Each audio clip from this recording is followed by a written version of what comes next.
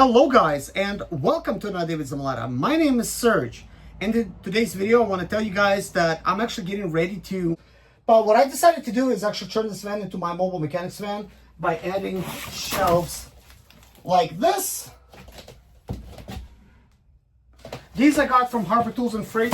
They're $100 a piece, and then I also got a 52-inch chest that will go right here, right up against the partition. As you can see, part of the partition is actually in. What I'm getting ready to do is I have another piece just like this. I'm gonna go ahead and actually install it after removing all this. And I'm doing all that in this video.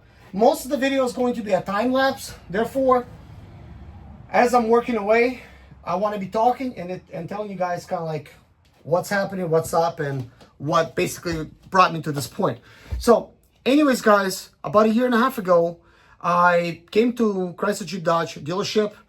Out of the blue, I'm thinking, let me see if I could get a job here. Like, I didn't need a job. Like, I was making like pretty good money. And anyways, I didn't expect that they're gonna hire me, but they did. So I kind of like went along with it because a year and a half ago, I was like about like 42 years old. I'm 44 right now. I actually just turned 44 yesterday, believe it or not. And I was thinking, am I even hireable anymore? Because last time I had a job was in 2007, and then I became an expediter. And long story short, I have this property that I bought in 2015, and I've been here for 10 years. And as soon as I bought this property, I started actually posting content on YouTube. Because prior to that, I was just making, well, I wasn't making any videos. I was just fixing Sprinter vans and meeting people on the road. But anyways, long story short, after getting a job at Chrysler Jeep Dodge, I realized a couple things. I'm thinking like, whoa, like I actually became a service technician. And even though I've been there a month, like I didn't get fired. I just basically said, you know what? This is not enough money for me. Like they'll need to pay me like a little bit more, at least $25 an hour, because I was only making like $18 an hour. But after taxes and everything, I wasn't making that much. And I wasn't like happy about it. So I kind of said, you know what? They provided me with empty toolboxes, with no tools, of course, because you don't get no tools when you become a mechanic. But for some reason, in the interview, like I'm telling them I'm going to bring my own tools, and they're like, no, don't bring any of your tools. We're going to provide everything for you. I'm like thinking, well, that's weird. I thought service technicians had to bring their own tools. Maybe not the toolboxes, but definitely tools. And they provided me with like a couple nice giant size toolboxes. I mean, they're not like that giant, but like maybe like two 42-inch toolboxes. And I was thinking, you know what? One of those toolboxes is full of my tools that was like enough for me to use. And another one had a bunch of my specialty tools, like the stuff in those plastic boxes. So anyways, I kind of realized, I'm thinking, you know what? I really don't need that much to be a mechanic. I have all my own tools in that one toolbox, and I'm thinking, what if I just buy myself a 52-inch box or 56 and install it right here? I really don't know like what the distance between this and that is, but I'm pretty sure a 52-inch toolbox will fit in between here, because I did measure back then. I think it's like 56 inches here, so it's plenty of space to stick a toolbox in here. So anyways, the toolbox is gonna be like about like 20 inch deep, and I actually have it like right here. So anyways, guys, there it is. My 52-inch box is mounted. Let me show you where I mounted. And then I'm going to point out a couple things that might be important to you. You might be laughing right now that I use this many self-taps. But guess what? This drawer, which has double sliders, this is a socket drawer, which is actually nice that it has those double things. Like that one only has like one. But before even doing anything else, I pulled out the socket drawer. In case you don't know how to pull it out, it works exactly the same way as in any other type of drawers. It has these locking points right there. It has them on both sides. So you'll just want to unlock them, and then they'll self-lock once you actually put it in. So you'll just have to do that on both sides. I'm sure you already know how to do that, but to those of you that don't, I wanted to point it out. Okay, so why did I put all of those self-taps over there? Well, first of all, that's the only place where it actually reaches. So let's take a look here on the side. See, the box sits flat up against that good, okay? If you go along everything else, it doesn't. There's actually a good inch and a half gap, just because of the design of this partition. And then the partition goes in and then back out over there. So I was going to install, and I might still install, some self-taps over there just to kind of, you know, keep the center of gravity down. About the self-taps, which ones did I use? I used these. And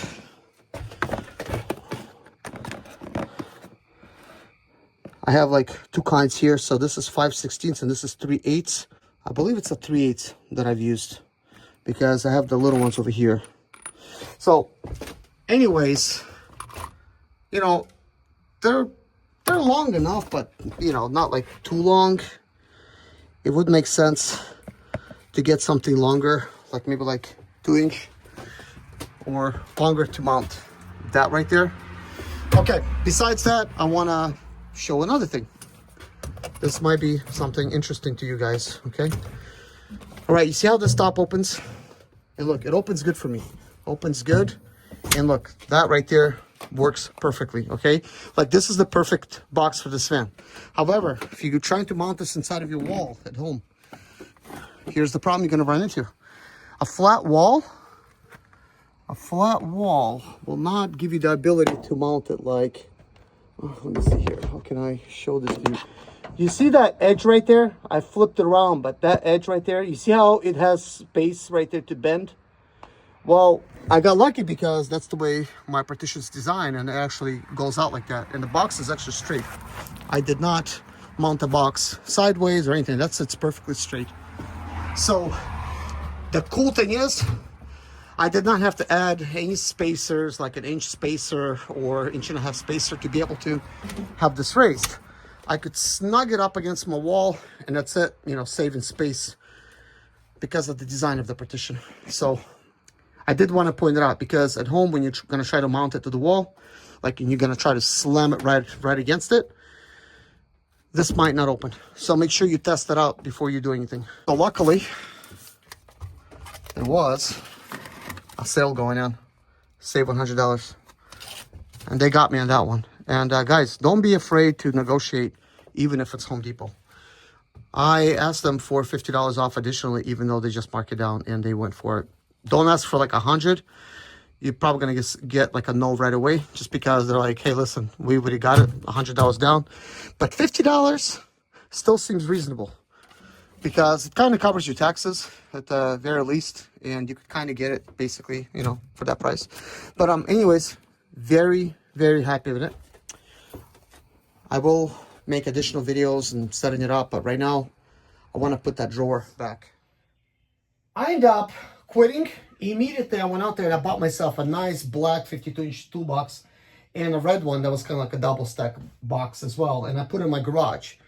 And recently I thought, you know what, I want to convert the Sprinter van into having the same toolbox, but I don't want to take that toolbox out of my garage. So I went out to Home Depot, and there was this great toolbox, and I'm thinking, great, because these are great. As a matter of fact, I think they're the same color, like the wall cabinets that I'm actually getting ready to install. So I kind of thought, you know, this is basically 14 feet cargo van that I could stand up in. And I'm thinking, you know what, I want to have like one toolbox right here, have the two sliding doors where I could open them and work on cars on either side. Also, I could back in, I could still work.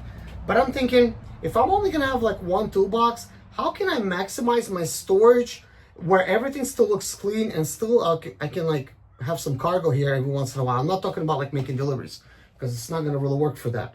So I kind of thought about like buying those shelves, and I just showed you that in the beginning of the video. And these shelves, it's 19 gauge steel, 47 1/4 by 23 5/8, 7 7/8 deep. So, you know, they're not that deep, and it perfectly fits along the wheel wells. So technically, if I wanted to, if I just did a single roll, I could have still accepted cargo, and maybe I still will be able to accept cargo, because that was like the whole idea, that they will sit right behind, like behind the wheel well, like on the walls.